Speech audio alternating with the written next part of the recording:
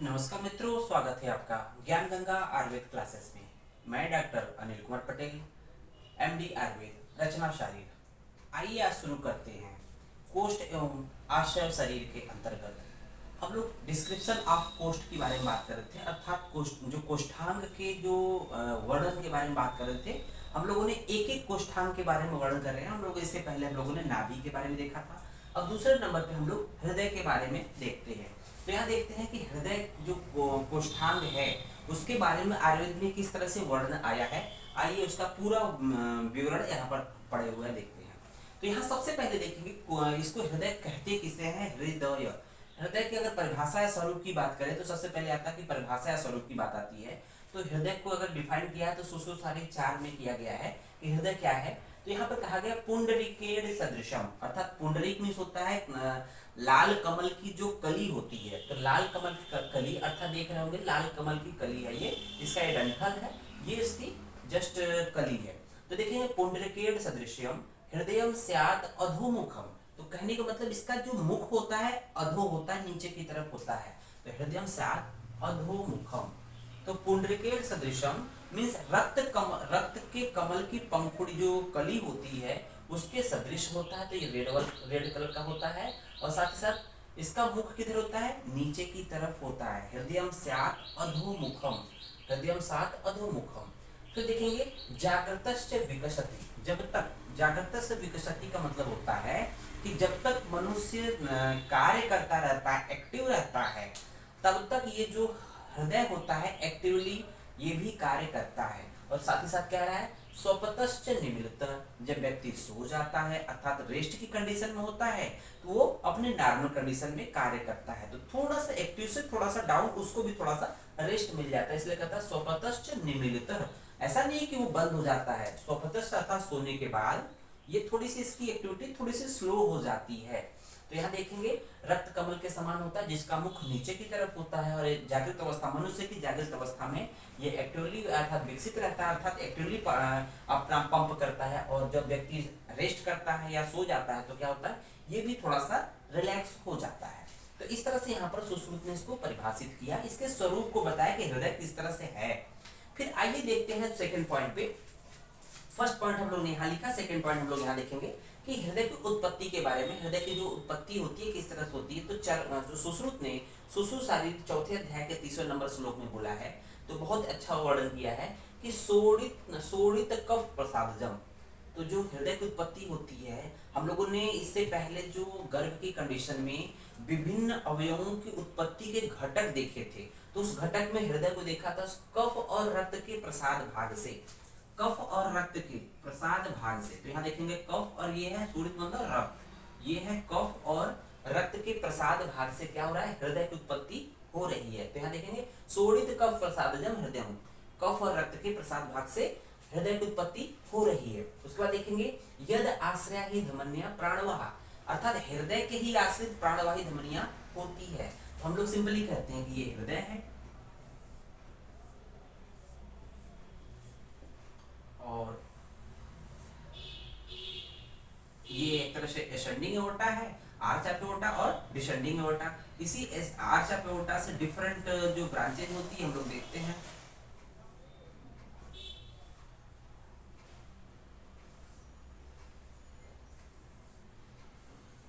तो यहाँ देख रहे होंगे यहाँ पर क्या करा, यद आश्रय ही धमनिया। तो ये धमनिया अर्थात आर्टरी है। तो यहाँ देख रहे होंगे इसके आश्रित, हृदय के ही आश्रित क्या होती है, धमनिया होती है, जो कि प्राण का वहन करती है। जो कि ये जो यहाँ पर ऑक्सीजनेटेड ब्लड होता है, तो हम लोग प्राण की जब बात आती है तो रक्त को भी प्राण बोला गया है और रक्त को प्राण बोला गया है यहाँ पर देखेंगे। और यहाँ पर रक्त जो है पूरे शरीर में जाता है और वहां पर रक्त के साथ ऑक्सीजन होता है जिसको हर एक टिश्यू जो है अपना ग्रहण करता है और अपना न्यूट्रिशन या रिस्पायरेशन की क्रिया करता है हर एक सेल। तो यहाँ देख रहे होंगे बोला गया है यद आश्रय धमनिया प्राणवाह, हृदय के ही आश्रित प्राणवाह ध्वनियां आश्रित होती हैं। फिर देखेंगे इसके बारे में कह रहा है तस्य अधो, हृदय के नीचे। तो हम लोग को पता है कि हृदय की स्थिति कहाँ है, हम लोग में हृदय की स्थिति दोनों फुफ्फुस के बीचों बीच होती है, इसको हम लोग नाम देते हैं मिडियस्टिनम। तो हार्ट की जो स्थिति अगर मॉडर्न से कोरिलेट करें तो मीडियास्टिनम में पाई जाती है। तो मीडियास्टिनम में पाई जाती है, इसका मतलब हार्ट का लोकेशन थोरैसिक रीजन में है। उसके नीचे तो कह रहा है तस्य अधोबामतः, उसके नीचे, अधो मीन्स होता है नीचे, बाम भाग में, तो बाम भाग मतलब लेफ्ट साइड की बात कर रहा है। हार्ट के नीचे बाम भाग में कौन सा विसरा है उसके बारे में देखेंगे।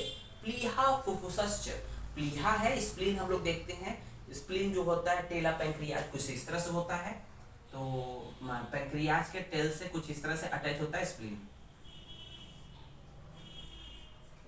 ये तो ये देखेंगे कुछ इस तरह से स्प्लीन हम लोग का लेफ्ट साइड में होती है। साथ ही साथ इसमें कह रहा है फुफ्फुस, तो फुफ्फुस कह रहा है सिर्फ बाम भाग में होता है। फुफ्फुस एक्चुअली राइट एंड लेफ्ट दोनों साइड में होता है, तो यहाँ पर बताने का मतलब कि राइट एंड लेफ्ट दोनों है। तो बाम भाग में प्लीहा और फुफ्फुस है, जबकि दक्षिण भाग में क्या है, मीन्स राइट साइड में क्या है, तो हम लोग को पता है कि राइट साइड में लीवर होता है। राइट साइड में क्या होता है, यकृत और क्लोम होता है। दक्षिण भाग में हृदय के नीचे बाम भाग में प्लीहा और फुफ्फुस होता है, जबकि दक्षिण अर्थात राइट साइड में क्या होता है, यकृत अर्थात लीवर, क्लोम। तो क्लोम एक तरह से कंट्रोवर्शियल टॉपिक है, इसको हम लोग अभी जस्ट इसको क्लैरिफाई करेंगे कि किसने, किस आचार्य ने क्या माना है।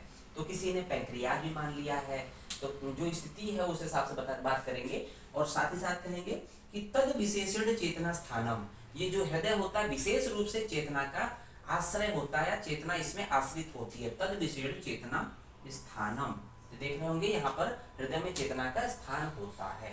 तो ये दूसरा पॉइंट हो गया, इसकी उत्पत्ति के बारे में बात कर लिया। सबसे कि हृदय से संबंधित और भी शरीर के विसरा कौन कहाँ उसके नीचे, कौन सा दक्षिण पार्ट में है, कौन सा वाम भाग में, मीन्स कौन सा राइट साइड में उसके नीचे है, और उसके नीचे वाम भाग में अर्थात लेफ्ट साइड में कौन कौन सी विसरा की स्थिति यहाँ पर बताने की कोशिश कर रहे हैं। इसका मतलब ये एक तरह से एनाटॉमिकल जो पोजीशन होते हैं, लोकेशंस होते हैं, उसको इंडिकेट कर रहा है। हार्ट के रिलेशन में हम लोग बात कर रहे हैं। तो यहाँ पर देखेंगे तीसरा पॉइंट देख रहे हैं, उसी दूसरा से तीसरा पॉइंट, जो हृदय शब्द है हृदय, देख होंगे हृदय, हृ का मतलब होता है हरण, हरति, मीन्स पूरे शरीर से रक्त को लेता है। तो हार्ट क्या करता है, ये हार्ट जो होता है एक तरह से वेन्स के थ्रू, जो वेन्स होती है उसके थ्रू पूरे ब्लड को, ये डीऑक्सीजनेटेड ब्लड को हार्ट में लाया जाता है। फिर क्या करते हैं कि हृदय में से ददाती, अर्थात जब ये ऑक्सीजन जो डीऑक्सीजनेटेड ब्लड होता है, ऑक्सीजनेशन हो जाता है। रक्त का, ब्लड का ऑक्सीजनेशन कहाँ होता है, तो वो होता है लंग्स में, फुफ्फुस में होता है। जब हो जाएगा फिर अगेन जो है हार्ट में वापस आ जाता है। तो ये राइट एट्रियम और लेफ्ट वेंट्रिकल, तो लेफ्ट एट्रियम लेफ्ट वेंट्रिकल से हम लोग देखते हैं कि यहाँ पर ये प्योर ब्लड होता है, और यहाँ से लेफ्ट वेंट्रिकल में आ जाएगा। लेफ्ट वेंट्रिकल के थ्रू जो होता है, जो ये आपका एसेंडिंग एओर्टा, एओर्टा की जो ओपनिंग होती है तरह से लेफ्ट वेंट्रिकल से होती है। तो यहाँ से ब्लड पूरे बॉडी में विक्षेपित किया जाता है, कह रहा है कि रक्त को वापस देता है, मीन्स ऑक्सीजनेटेड ब्लड को वापस पूरे शरीर में फैलाता है। और यह मीन्स अर्थात इस क्रिया को, मीन्स रक्त का लेना और उसको फिर वापस देना, ऑक्सीजनेशन होना, ये पूरी प्रक्रिया को मेंटेन करता है एक तरह से हृदय। तो ये जो हृदय है, ये जो कार्य है, सेम इसी तरह का कार्य मस्तिष्क का भी कुछ है। जो हृदय का कार्य है कि जो रक्त को, किसी भी चीज को ले रहा है, पूरे रक्त को ले रहा है और शरीर पूरे फिर उसको ऑक्सीजनेटेड कर रहा है, देन पूरे शरीर को वापस कर रहा है और उस क्रिया को संचालित कर रहा है। तो ये हृदय का काम है। सेम इसी तरह का फंक्शन हम लोग के मस्तिष्क में भी पाया जाता है। तो मस्तिष्क में किस तरह से फंक्शन है, मस्तिष्क में जो भी हम लोग जैसे अगर करते हैं कि यहाँ पर कोई चीज अगर टच कर दे, तो टच करने के बाद जो भी इसके सेंसरी सिस्टम है, सेंसरी सिस्टम यहाँ पर आएगा और यहाँ पर आएगा एसेंडिंग ट्रैक्ट के थ्रू मस्तिष्क में जाएगा, ब्रेन में जाएगा, और वहां पर इसकी एनालिसिस होगा कि इसको अगर कोई हार्मफुल है तो उसको हटाया जाए। मान लीजिए किसी आग से जल रहे हैं तो तुरंत हम लोग रिफ्लेक्स एक्शन तुरंत होता है, इसका मतलब मस्तिष्क उसको ज्ञान दे रहा है कि उसको हटाइए, नहीं नुकसान हो जाएगा। तो इस तरह की चीजें हो रही है। तो देखेंगे ये सेंसरी इंपल्स से वापस आया, सेंसरी इंपल्स से आगे बढ़ रहा है, ब्रेन एनालाइज किया कि इसको नुकसान है तो उसको तुरंत मोटर के थ्रू इसको रिफ्लेक्शन देगा कि नहीं इसको हटाइए, तो मोटर के थ्रू रिफ्लेक्शन दे रहा है। तो ये जो कार्य हार्ट का हो रहा था कि किसी चीज को लेना फिर पूरे शरीर में देना, उसी तरह से जो है एक तरह से मस्तिष्क का काम एक सेंसरी और मोटर के थ्रू होता है। तो इस तरह से हम लोग देखते हैं कि जो हृदय शब्द है, हृदय शब्द को हम लोग क्लियर कट ये नहीं कहा गया कि हृदय मतलब हार्ट, आयुर्वेद में ये नहीं कहा गया हृदय मतलब हार्ट, बट किसी आधुनिक आचार्य वैद्यों ने कहा है, किसी आचार्य ने कहा है कि हृदय शब्द से दो शब्दों को दो अर्थ में लिया जाता है। एक है उरो हृदय, मीन्स एक तो हृदय जो थोरेसिक रीजन में पाया जाता है, एक्चुअली जिसको हार्ट बोलते हैं। एक है शिरो हृदय, एक है जो मस्तिष्क में, तो दोनों का काम लगभग सेम है, दोनों का काम देखा जाए तो सेम है। एक रक्त से संबंधित है, एक वात नर्वस सिस्टम से संबंधित है। तो इस तरह से हम लोग देखते हैं कि एक है उरो हृदय और एक है शिरो हृदय। तो इस तरह से हम लोगों ने हृदय के बारे में देखा, मीन्स इसके तीसरे पॉइंट के बारे में बात कर लिया। फिर देखेंगे इसके प्रमाण के बारे में। तो प्रमाण के बारे में हम लोग देख रहे हैं कि हृदय से संबंधित प्रमाण क्या है। तो हृदय का जो प्रमाण आचार्यों ने बताया है, हृदय का प्रमाण 2 अंगुल बताया है। तो हृदय एक तरह से 2 अंगुल तो नहीं होता है, बट इसका जो जहां पर मेनली जहां पर इसका जो पल्सेशन होता है, जहां एपेक्स बीट होता है, जो एपेक्स बीट ये वाला पॉइंट जो होता है लेफ्ट वेंट्रिकल वाला पॉइंट, जिसको हम लोग कहते हैं एपेक्स का फॉर्मेशन होता है। तो ये 2 अंगुल मान सकते हैं, लेकिन इस तरह से देखेंगे इसका जो साइज होता है 12 इंटू 9 सेंटीमीटर होता है। 12 इंटू 9 सेंटीमीटर मॉडर्न होता है कि जो उसकी जो लेंथ एंड विड्थ होती है 12 इंटू 9 सेंटीमीटर होती है। बट यहाँ 2 अंगुल कहने का मतलब ये हो गया, इसका सिर्फ जो एपेक्स बिट है उस पॉइंट को, जहां पर हम लोग चेस्ट जो स्टेथोस्कोप से हार्ट की जो बिट को काउंट करते हैं क्लियर कट, उस पॉइंट को कहते हैं एपेक्स। एपेक्स से जो क्लियर कट साउंड प्रोड्यूस होता है उसको बोलते हैं एपेक्स बिट। ये एक्चुअली एपेक्स बिट को बता रहा है कि ये हार्ट का प्रमाण है हृदय का। फिर बात करते हैं हृदय का तो प्रमाण उन्होंने एपेक्स बीट के रूप में 2 अंगुल मान लिया, लेकिन हृदय मर्म का जो प्रमाण बताया गया वो 4 अंगुल होता है। तो हृदय मर्म का 4 अंगुल, अर्थात जो हृदय है उससे 2 अंगुल आगे पीछे छोड़कर ये 4 अंगुल एक तरह से पूरा कवर हो जाएगा। कहने का मतलब जब कभी भी उरो भाग में अर्थात थोरेसिक रीजन में सर्जरी करनी होती है किसी भी चीज से रिलेटेड, तो उसको प्रोटेक्ट करने के लिए कहीं ना कहीं ये मर्म है, तो सध्य प्राणहर मर्म है, इसको बचाकर इसकी सर्जरी की जाती है। फिर देखते हैं यहाँ पर कि हृदय क्या होता है कि हृदय चेतना अधिष्ठानम एकम। तो हृदय जो होता है चेतना का अधिष्ठान है। इससे पहले भी बात कर लिए तद विशेषण चेतना स्थानम। तो चरक भी बोल रहे हैं कि हृदय चेतना स्थानम एकम, हृदय जो है चेतना का अधिष्ठान होता है। फिफ्थ नंबर देखेंगे हम लोग हृदय कहीं ना कहीं जब स्रोतस की बात करते हैं, जब स्रोतस की बात करते हैं तो क्या होता है कि स्रोतो मूल की बात होती है। तो उसमें कहता है कि जो प्राण व रस व जो स्रोतस होते हैं उसके दोनों के मूल में हृदय होता है। प्राण व रस व दोनों के मूल में स्रोतस, दोनों प्राण व रस व स्रोतस के जो मूल में दोनों में हृदय काउंट होता है। फिर देखेंगे चरण में धमनियों को हृदय से उत्पन्न माना है। तो इसको हम लोग इस तरह से देखते हैं।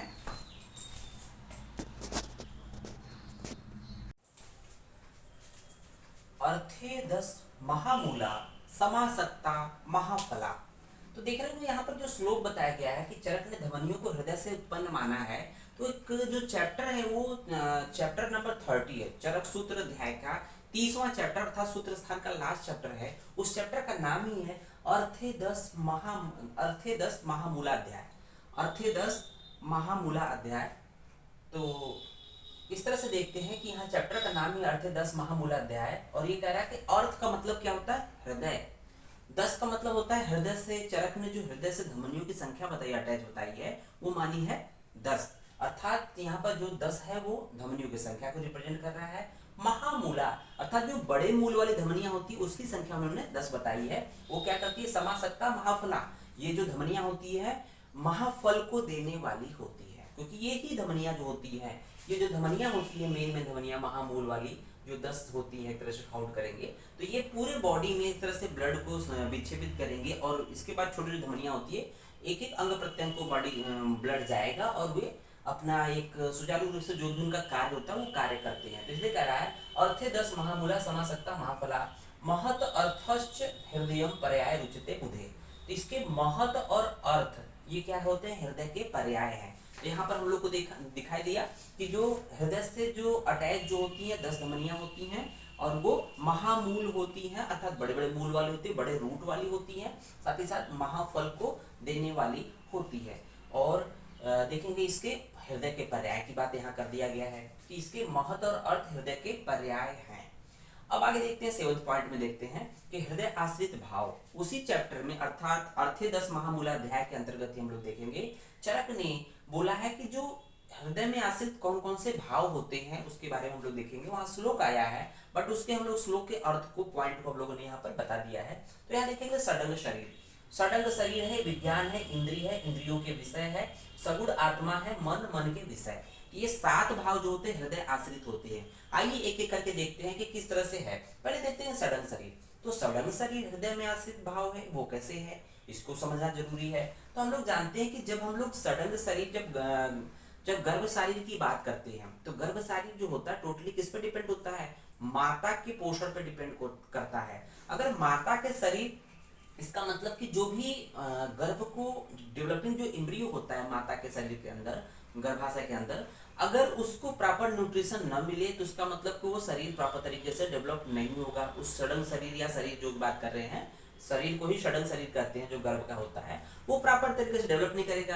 तो अब बात आती है कि हृदय की बात कहाँ से आई। तो हृदय क्या है कि जो भी सर्कुलेशन हो रहा है माता से अम्बिलिकल कार्ड के थ्रू, जो बीच में जो कनेक्टिविटी अम्बिलिकल माता के मतलब प्लेसेंटा और अम्बिलिकल कार्ड और एम्ब्रियो के बीच में, डेवलपिंग गर्भ के बीच में अम्बिलिकल कार्ड है, तो इसी के थ्रू ब्लड जा रहा है। लेकिन जा रहा है अल्टीमेट, ये पंपिंग कहाँ से हो रहा है, ये माता के हृदय के द्वारा ही हो रहा है। तो ये अल्टीमेट क्या है कि माता का हृदय हो चाहे गर्भ का हृदय हो, अल्टीमेट ये जो सडंग शरीर है वो माता के हृदय पे डिपेंड कर रहा है। तो हृदय है माता का, जिसको हम लोग उस कंडीशन में दो हृदय बोलते हैं। तो ये जो भाव है सडंग शरीर, वो कहीं ना कहीं हृदय आश्रित भाव है। फिर देखेंगे विज्ञान। विज्ञान का मतलब था जो भी हम लोग को ज्ञान महसूस होता है वो कहीं ना कहीं ये हृदय आश्रित ही भाव है। उसके बाद इंद्रियां, इंद्रियों के साथ साथ जो है जैसे कहते हैं कि हृदय में विशेष रूप से चेतना का स्थान है। तो चेतना किसकी वजह से होता है, चेतना अर्थात मन। तो मन अकेले कार्य नहीं करेगा, किसी चीज का ज्ञान अकेले तो मन को होगा नहीं जब तक उसके इंद्रियां और उसके विषयों का जब तक उसका इन्वॉल्वमेंट नहीं होगा। तो इंद्रियां और इंद्रियों का विषय ये भी हृदय आश्रित भाव है। साथ ही साथ देखेंगे सगुण आत्मा। यहाँ सगुण आत्मा कहने का मतलब ये है कि जब सूत्र स्थान 1 में देखते हैं दीर्घन ज्योति अध्याय के अंतर्गत, वहां पर क्या है कि दीर्घन ज्योति अध्याय के अंतर्गत वहां पर जो आत्मा की डिफिनीशन दी गई है, निर्विकार परस्तत्व सत्व भूत गुणेन्द्रिय। तो वहां पर जो आत्मा है वो निर्विकार है अर्थात निर्गुण है। लेकिन वो जो आत्मा है यहाँ पर सजीव आत्मा की बात की गई है, और वहां पर क्या है वो एक तरह से सजीव आत्मा की बात नहीं की गई, अर्थात जो शरीर को छोड़कर अब जो है कि निर्विकार हो गई उसके बारे में कह रहे हैं। तो ये देख लेंगे जो परमात्मा होती है उसके विषय में वो कह रहा है। परमात्मा जो होता है वो किसी शरीर को दोबारा धारण नहीं करता है, तो उसके बारे में बोला गया निर्विकार है परस्तत्व सत्व भूत गुणेन्द्रिय। जबकि यहाँ पर जो आत्मा है वो किसी व्यक्ति के जीव मतलब कि बालक के शरीर की आत्मा की बात कर रहा है, इसलिए सगुण आत्मा है। उसके बाद देखेंगे मन और मन के विषय, ये हृदय आश्रित 7 भाव बताए गए हैं।